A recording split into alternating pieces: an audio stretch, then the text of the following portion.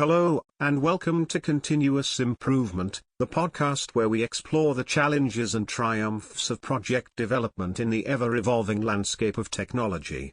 I'm your host, Victor, and today we are discussing a topic close to my heart, the experience of working on an Internet of Things project. Background music fades. Last year, I had the opportunity to work on a fascinating project focused on a Bluetooth smart gadget. But let me tell you, it was quite a departure from pure software development. Today, I want to share with you some of the unique challenges I faced and the lessons I learned along the way. Background ambience. One of the major challenges I encountered was the integration of various components.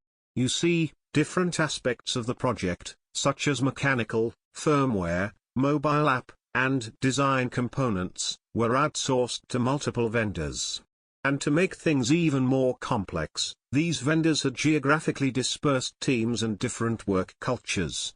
It was like putting together a puzzle with pieces from different boxes. Vendor ambience. When developers are so specialized that they work in silos, the standard Scrum model doesn't function as effectively. Collaboration becomes essential, and that's when effective communication truly shines. Vendor ambience fades. Another hurdle I faced was the difference in duration between hardware and software iterations.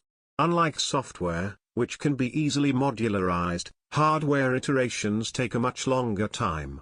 This made adapting to changes and delivering a minimum viable product, MVP, for consumer testing quite challenging.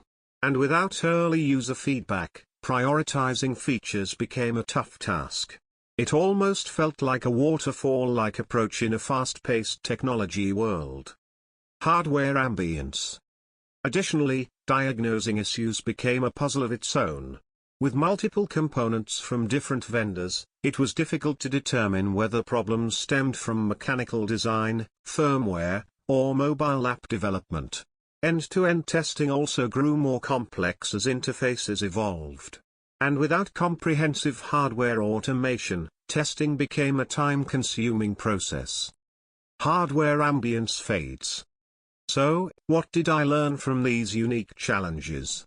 Well, it all comes down to effective communication and problem-solving mindset. Empathy is crucial. Instead of pointing fingers or becoming defensive, it's vital to understand issues from the other person's perspective. Building strong interdepartmental relationships is essential for the success of any IT project. Customers judge the performance of a product based on the value they derive from it. By adopting an empathetic and problem-solving mindset, we can reduce wasted time and effort, ultimately improving overall performance. Victor's thoughtful reflection. And with that, we've reached the end of today's episode. I hope you found my insights into IoT project development valuable. Remember, embracing continuous improvement is key to succeeding in this ever-changing landscape. Join me on the next episode of Continuous Improvement, where we'll dive into another fascinating topic. Until then, happy developing. End.